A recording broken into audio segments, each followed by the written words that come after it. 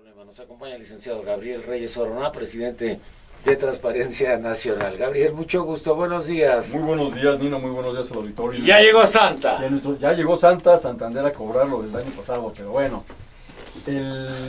Lo que sí sabemos es que Felipe Calderón luchó contra la pobreza y la pobreza creció.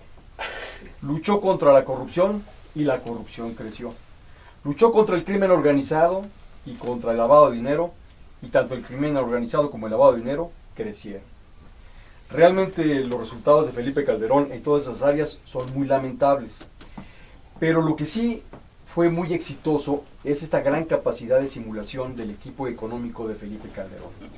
La forma de medir algo que se conoció como la regla de Delfos, que iban acomodando la regla al objeto de medición para que siempre el resultado les diera como ellos querían. Hoy en día tenemos varios temas preocupantes por delante. Uno de ellos es la designación del subgobernador del Banco de México. Espero que no sea tan poco profesional como se está haciendo la designación de los ministros de la Corte, pero hay temas muy importantes. Particularmente yo creo que el Banco de México no solamente fue perdiendo gradualmente autonomía en su manejo, sino que tensiones que se dieron a lo largo de esta administración, y sobre todo al final entre José Antonio Meade y Agustín Cárcens, se traducen en poca coordinación entre la forma de comunicar y los términos a comunicar por parte del Banco de México. Yo creo que uno de los temas que habrá que tomar ahora con las reformas que vienen es un tema de transparencia efectiva.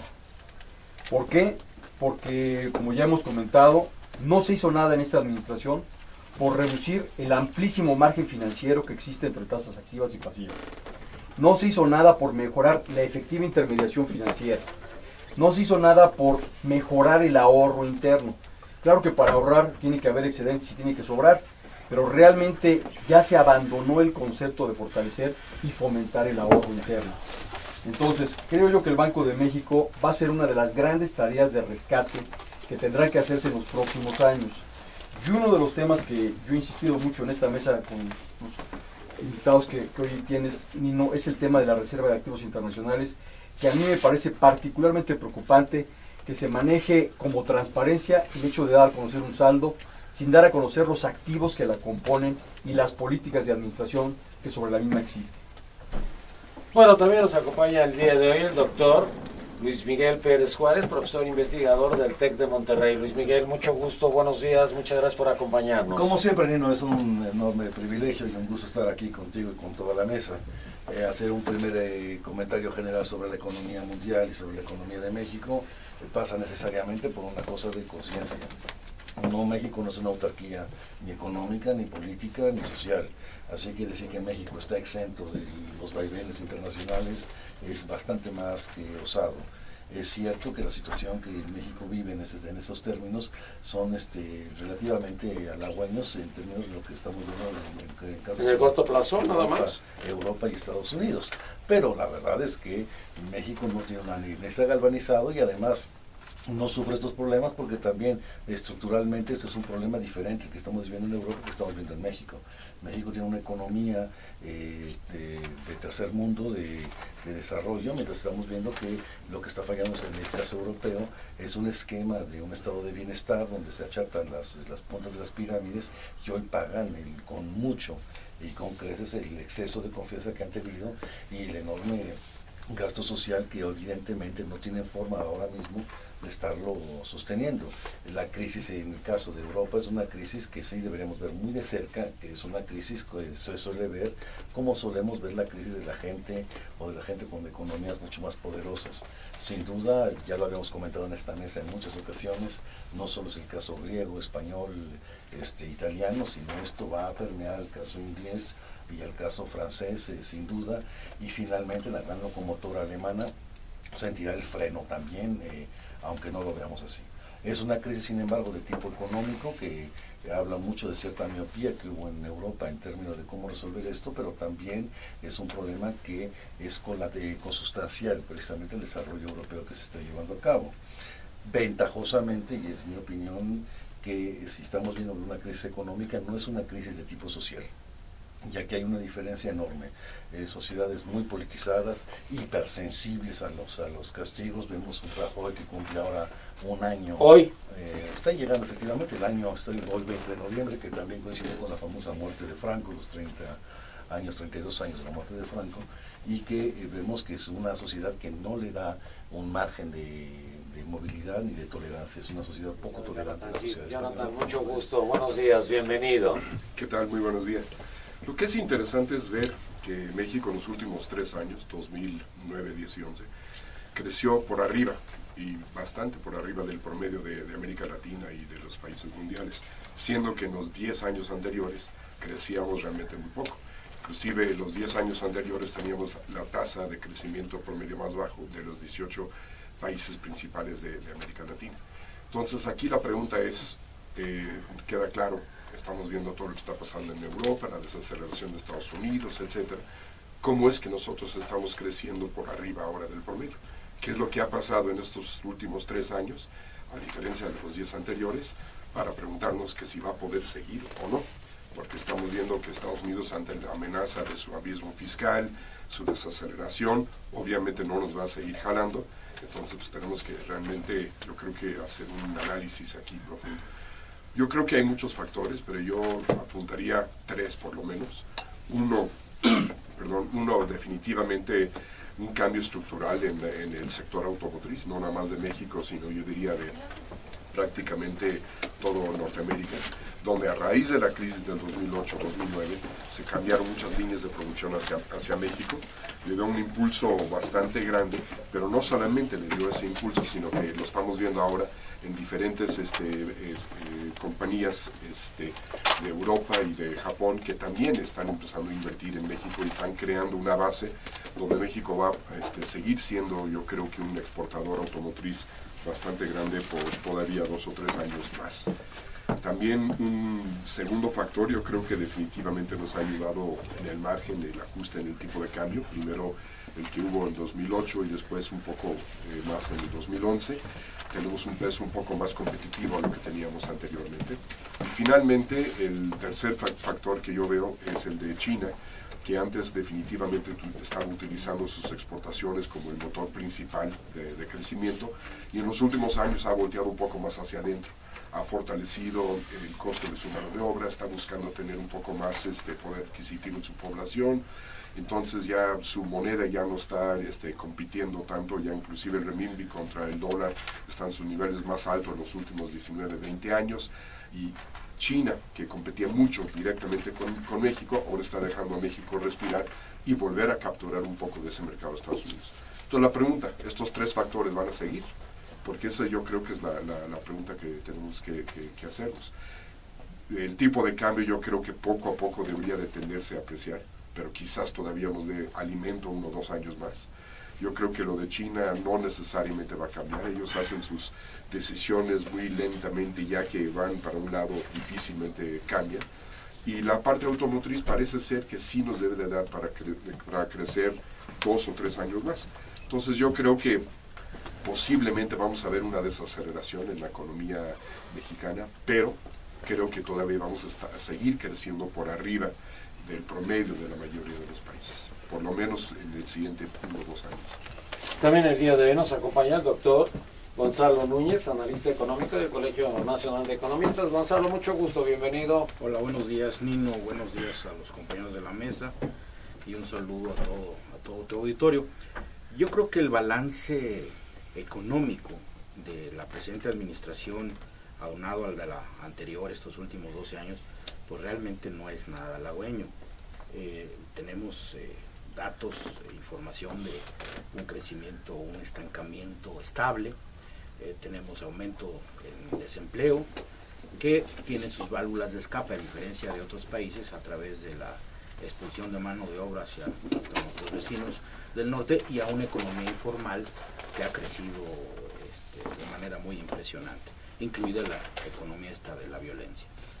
Por otro lado, el crecimiento de el último reporte que se tiene, pues es bastante, nos da susto, porque hay una estamos caminando ¿A qué te refieres? ¿Al último trimestre? a último mes Último mes. y lo que se espera de este último trimestre, donde se va a reducir significativamente el crecimiento y donde el próximo año y las expectativas tanto en Europa como en Norteamérica pues no son muy buenas. De tal suerte que lo que sorprende verdaderamente, así como en otras áreas hemos insistido en una estrategia, me refiero concretamente a la de seguridad, y hemos ahondado el hoyo, porque eso es lo que hemos hecho. En materia económica tampoco hemos podido acordar, convenir una estrategia anticíclica, porque estamos inmersos en el ciclo norteamericano y bueno, pues si ya se dijo aquí el famoso precipicio fiscal, pues va a tener un impacto necesariamente en la economía mexicana, lo está teniendo. Europa, por su parte, yo creo que representa dos cuestiones. Una, podemos analizar cómo ha evolucionado la economía europea, particularmente a partir de la Unión Monetaria, cómo estos 7 o primeros 8 años hubo un boom, una burbuja, no solo inmobiliaria, sino financiera, sobre todo, la desregulación y la desupervisión que hubo sobre los flujos financieros en Europa es parte de lo que explica lo que está sucediendo, pero lo que más sorprende es que a partir de 2008, 2009 y estamos en el 2012, no ha habido medidas realmente novedosas, importantes para transformar el José ritmo. Antonio Cerro, el analista económico de la Universidad Iberoamericana. José Antonio, mucho gusto, bienvenido. Muchas gracias, Nino, el gusto siempre de estar aquí con esta mesa, donde uno realmente aprende mucho. Yo empezaría por lo internacional. Cuando se reunieron en Maastricht los europeos para hablar del euro, hablaban de lo que hoy podríamos definir como estabilidad macroeconómica, ¿no? Precios, tipo de cambio, digamos, tasa de interés. Pero mencionaban dos cifras interesantes. Para poder entrar al euro, una de las cosas que había que cumplir, que el déficit de gobierno no sea más que el 3% del PIB y que la relación entre la deuda del gobierno y el PIB no supere el 60%. Bueno, si uno mira los datos de Europa hoy, suena a chiste. Y no estoy hablando de la periferia. Estoy hablando de los países grandes dentro del euro, de Inglaterra. ¿De qué estamos hablando? Digamos, o estamos hablando de Estados Unidos, una relación deuda de gobierno arriba del 100%, unas, digamos, déficits fiscales que en muchos casos ya están cerca del 15% del producto. Y si vemos los tres indicadores que deberíamos ver a nivel internacional, creo que los más fuertes son crecimiento, no hay. El euro tiene crecimiento negativo este año, el crecimiento del producto es bajísimo a nivel mundial. Con un agregado que no se sabe qué hacer en los países grandes, problema nuestro también, pero visto en la perspectiva de ellos, ni hablar, tasas de desempleo en casi todos esos países arriba del 10%. En Estados Unidos estamos hablando del 8.1%. La gente votó por Obama en muchos casos decepcionada y porque el otro era peor y no se sabe qué va a pasar. El precipicio fiscal, el cálculo que están lanzando en este momento, que puede ser mayor, la suma entre lo que bajarían impuestos y aumentarían, digamos, los gastos, al revés, aumentarían gastos del gobierno y bajarían los impuestos, 710,000 millones de dólares. La mayor parte de las franquicias Si eso le sumamos todo, estaban ahí en la familia de Vázquez Mota. De Achar, sí. Achar y Vázquez Mota son los grandes perdedores de las elecciones y los grandes vendedores ahora de sus empresas. Pero bueno, yo creo que lo que estamos haciendo es seguir el mismo esquema de los que se equivocaron. Y esto me lleva a una reflexión. Ya vivimos 12, 15 o 30 años del cártel de Chicago. Vamos a seguir con estas recetas del Fondo Monetario Internacional y el Banco Mundial a ultranza. Cuando el rescate bancario en México, nos vinieron y nos trajeron recetas de cómo hacer un rescate bancario desde los Estados Unidos, y cuando ellos tuvieron un problema bancario, hicieron exactamente lo contrario. Ahora que están en la recuperación de hipotecas en España, nos están haciendo exactamente lo contrario de lo que nos dijeron que hiciéramos o hicimos aquí en México. Aquí también hubo subsidios, y aquí los bancos españoles fueron los primeros que pidieron modificaciones en las leyes para poder cobrar pase lo que pase. Entonces, A mí lo que más me preocupa es que el año pasado estaba por acá nuestro amigo Fonserrada diciendo que seguramente el problema fiscal de los Estados Unidos y de la deuda se iba a arreglar, como en efecto sucedió, pero lo cual no quiere decir que no haya sido más que diferirlo. A mí me parece que Obama ganó por un simple efecto de justicia. El responsable de esta indisciplina y de este desorden fiscal, pues era el que lo tenía que arreglar o afrontar. Hubiera sido criminal que Romney viniera a pagar los platos rotos que dejó Obama. Pero el punto es si vamos a seguir siguiendo una economía que no tiene para dónde, que no tiene para dónde ni en la deuda, ni en el crecimiento, ni en la disciplina bancaria. Los Estados Unidos se construyó bajo la idea de especulación financiera y sobre la idea del sobreendeudamiento y la indisciplina fiscal. ¿Cuándo México va a comenzar a voltear, a cuando menos diversificar su riesgo, a ver a otros lugares y buscar otras alternativas? A mí lo que estoy viendo es que esto, porque decías ahorita que Gonzalo traía un problema con la Reconquista, yo creo que el que lo trae es Felipe Calderón. Digo, realmente el que está poseído por la Malinche es él. El que le entregó Pemex a Repsol, Iberdrola, Unión Fenosa, fue Felipe Calderón. El que le entregó los contratos de largo plazo, el que está, el Marcelo también le entregó Chael aquí. O sea, realmente la renta española está basada en México. Ahora, la pregunta es si va a haber políticos mexicanos como Cristina allá en Argentina. ¡Órale! Esa fue agresión, ¿eh? A donde lo que yo me refiero, Nino, es los contratos que tiene firmados este gobierno en materia energética, agua, banca y telecomunicaciones hacia el exterior son criminales. La pregunta es si los políticos van a tener la capacidad política, social y económica para revertir todos aquellos contratos que son lesivos del interés nacional. ¿Tú qué opinas, Luis Miguel? Que esta conversación empieza a tener muchas aristas muy interesantes. ¿Cómo? Y hay cosas que yo quisiera comentar, pero eso es tanto que ojalá yo Una pueda por una. hilvanar, una por aunque sea desordenadamente, algunas ideas. Lo que dice Gabriel es interesante, efectivamente se está buscando y se está siguiendo un esquema de un camino del fracaso, pero ojalá así fuera, porque en todo caso, si vas a estar en crisis, espero estar en crisis en un país y en una estructura económica como la europea y no como la mexicana, porque hay que ser muy claros. Ojalá llegásemos al caso de que estuviésemos en crisis y tuviéramos instituciones bancarias, instituciones financieras, instituciones industriales regadas por el mundo, como no las tiene México. En el caso, por ejemplo, español, sí están en crisis, eso es cierto, pero México, el día que aspira a tener unas instituciones bancarias internacionales como las que tiene España, que controla el 23% del Producto Interno Bruto, por ejemplo, el 23% del Producto Interno Bruto de Chile, pasa por manos financieras y industriales españolas. El 7% ya en México está pasando por manos financieras españolas. Cuando tengas una crisis, espero ser una crisis en que tengas esas características. Ojalá que México caminase para allá. Lo que crece en México es la pobreza. Cerramos su sexenio que luchó contra la pobreza y aumentó tremendamente la pobreza. Es cierto que hoy en Europa hay un desánimo general. Recientemente tiene el premio Nobel la Unión Europea, no por economía, sino por la paz, y de todos modos es rechazado por todos o por la gran mayoría de sus habitantes, casi como un insulto a la situación que están pasando.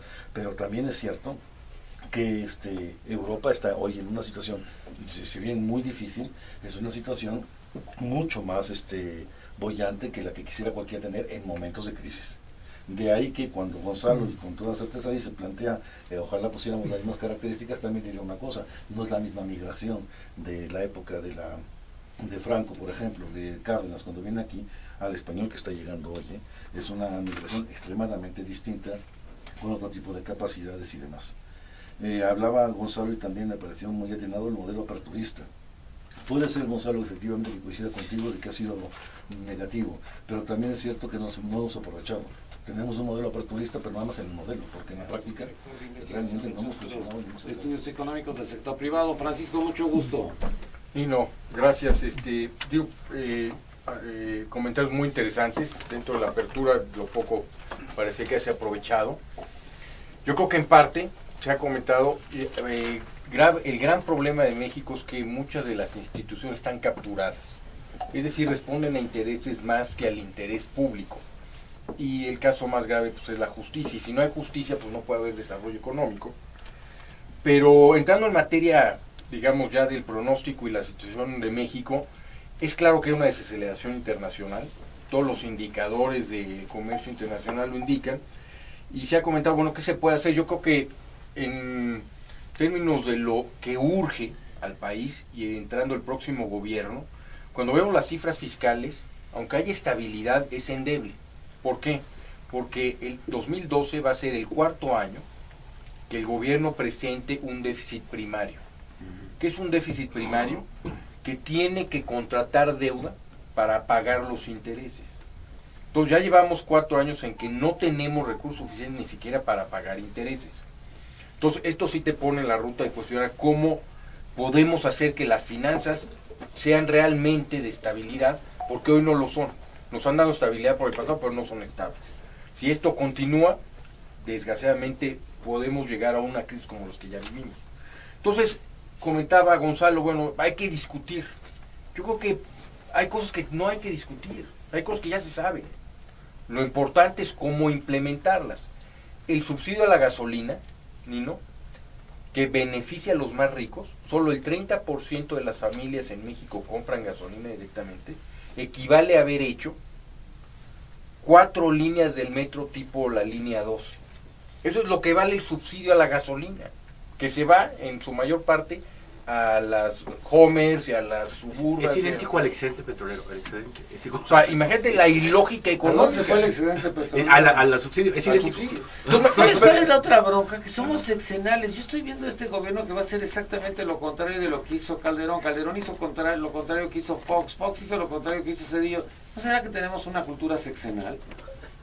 En parte, sí, sin Borrón y duda. cuenta nueva. Totalmente, es una enfermedad de toda la vida. Entonces, perdón, en la parte política, la parte económica te diría, pues hay que eliminar el subsidio y redistribuir estos recursos a quien más lo necesita. Llevamos años, ¿por qué no se puede? Porque está capturado políticamente, el problema es político, no hay decisión política. Y con lo mismo que pasa con los subsidios, pasa con lo mismo que si o no se permite inversión extranjera en energía, en la extracción o no de petróleo, es ideológico, si se permitiera o no otras empresas que fomentaran, que producieran electricidad de forma privada, si la educación o no podríamos, digamos, redistribuir esos recursos que van a la educación. Entonces, en ese sentido hay cosas que se saben. El subsidio de la gasolina es un ejemplo clarísimo de que es antieconómico, pero no se puede resolver por una cuestión política. Entonces, lo importante es que el nuevo gobierno tiene una oportunidad de poder tomar estas decisiones iniciando y poner a México en una ruta de mayor equidad y crecimiento. Cuando yo era niño decían que Pemex era la soberanía del país. Y así crecimos con esta soberanía. Jonathan. Bueno, primero, nomás una pequeña aclaración en cuanto a la parte de desempleo. Sí, estoy de acuerdo que tiene algunos problemas, pero el viene no está clasificado ni como empleado ni como desempleado. Porque él vive de transferencias, y como vive de una transferencia porque lo que él hace no tiene una demanda de su trabajo, realmente simplemente no lo consideran dentro de la PEA. Sí tiene problemas la tasa de desempleo. El problema principal es el querer agregar la tasa de desempleo rural, que casi no existe desempleo, claro, con otro tipo de cuestiones, a la parte urbana para poder sacar una tasa nacional y bajarla. Mientras que el mejor práctica en casi todo el mundo es presentar la tasa de desempleo, lo que llaman el non-farm, como en Estados Unidos, que es la urbana, que es una problemática totalmente diferente a la urbana.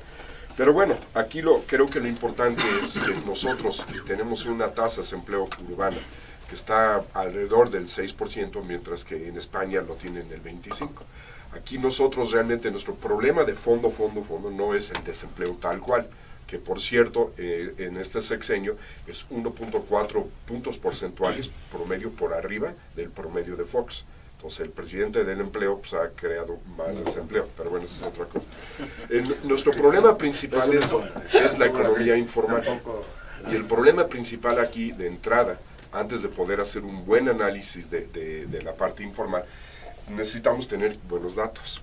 Hubo una conferencia internacional de estadísticas de trabajo en el 93 que decidieron que habría que definir lo que es el sector informal tal cual. Y después de definirlo, pues todos los que trabajan ahí pues es la parte informal. Y es la definición que se utiliza hasta la fecha, que representa un poquito más del 29% de la población ocupada. Sin embargo, hubo una siguiente conferencia internacional de estadísticas de trabajo del 2003 que dijeron, espérame, no es lo suficiente simplemente definir un sector informal, porque hay mucha gente que tiene un trabajo informal dentro del formal, o por ejemplo dentro de los hogares, o por ejemplo en otros ámbitos. Entonces hay que definir una tasa, un concepto mucho más como país, grande, como que abarca todo esto. continente, como el mundo necesita un arreglo económico diferente. Ahí sí tendríamos que ser diferentes. Y eso es lo que no estamos discutiendo. Estamos discutiendo qué parche le ponemos, cómo salvo. Estamos, como dicen, pateando el balón para adelante. ¿Sabes cuál ha sido la discusión? De que si va el IVA o no va el Así IVA, es. que si lo aumentas o no lo aumentas. Ese es el parche del que hemos estado ¿A discutiendo. tasa europea o no europea? Sí, Fíjate, no, porque- porque ya, mira lo que hizo Rajoy, Sí. ¿por qué no lo hacemos? Exacto, ¿a qué ejemplo? ¿A tasa europea o no europea? Claro. Me doy. O sea, ¿cómo es posible que tengamos créditos bancarios en este país, que por cierto es donde le va a pegar la cuestión europea, porque obviamente allá los créditos son, la tasa se está reduciendo y la tasa norteamericana es prácticamente cero? Entonces, sí hay impacto evidentemente en nuestras economías, sobre todo si exportamos a esos países, pues se reducen nuestras exportaciones. Pero no estamos discutiendo los temas de fondo.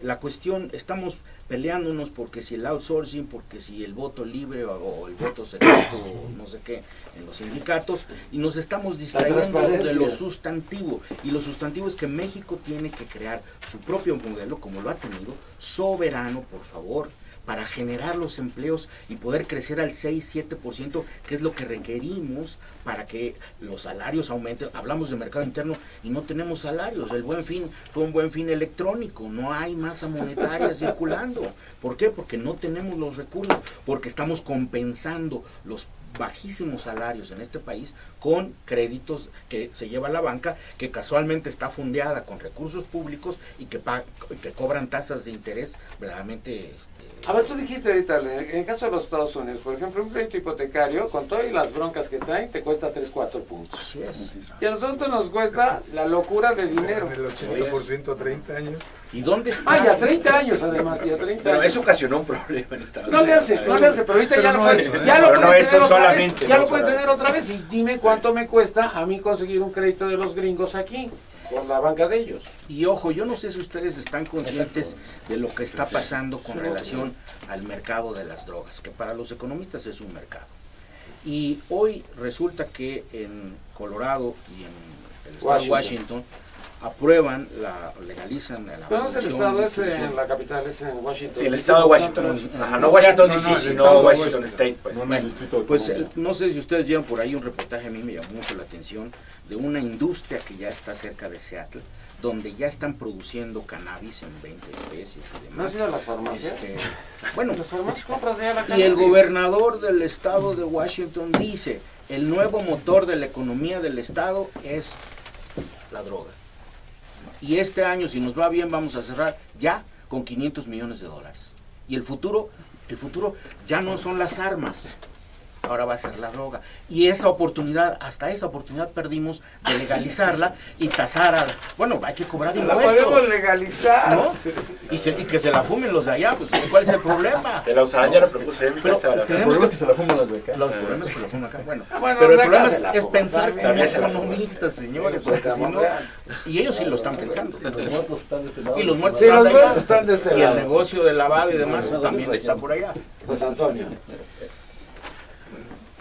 Íbamos Si muy uno bien. tratara de resumir algunas de las cuestiones de la evolución de México en los últimos años, hemos tenido, se puede aceptar, estabilidad macroeconómica, ha crecido el sector externo, la demanda interna está prácticamente planchada, no nos hagamos, puede haber tenido un buen año o no, pero a la larga el problema central pasa porque la economía no crece lo suficiente. Estamos hablando de un crecimiento, el del año que viene se espera que sea menor que el de este año. De cualquier modo, ese techo de 4% ahí está y necesitaríamos mucho más. Cuando digo lo suficiente, me quiero referir a la creación de empleo. Y me quiero referir a la creación de empleo en cantidad, que siempre ha sido paliado de alguna manera por la migración, pero muy fundamentalmente a la calidad. más del 40% de la gente que tiene trabajo, que figura teniendo trabajo, gana menos de 2 salarios mínimos. Más de la tercera parte de la gente que tiene trabajo está en la informalidad, con todo lo que esto puede significar. Más del 60% de la gente que tiene trabajo no tiene acceso a ningún tipo de seguridad social. ¿De qué estamos hablando? Eso en México es inadmisible. Y ahí es donde hay que atacar algunas cosas.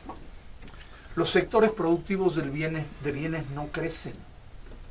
Estamos hablando, pongámoslo con lo que son. Tenemos un sector agropecuario que con un crecimiento bajísimo, en los últimos años por abajo del 2% en promedio.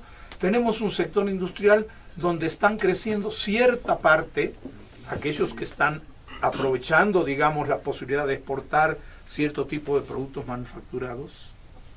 La panacea que en algún momento fue Pemex está desapareciendo rápidamente. Entonces ahí es donde tenemos que volver a preguntarnos las cosas. Lo mencionaba recién, y no al asunto. Los cambios que se han hecho y se les ha llamado reforma fiscal han sido maquillaje. Vuelvo a insistir, debemos tener una política fiscal que sea política económica, donde tal vez lo esencial sería tener una política fiscal cuyo centro, a través de distintas maneras, sea aumentar el empleo. Necesitamos que la política monetaria trascienda el solo objetivo de la inflación, que además este año ya estamos en 4.7, más o menos, por otras razones, todo lo que quieran, pero también hablar de crecimiento.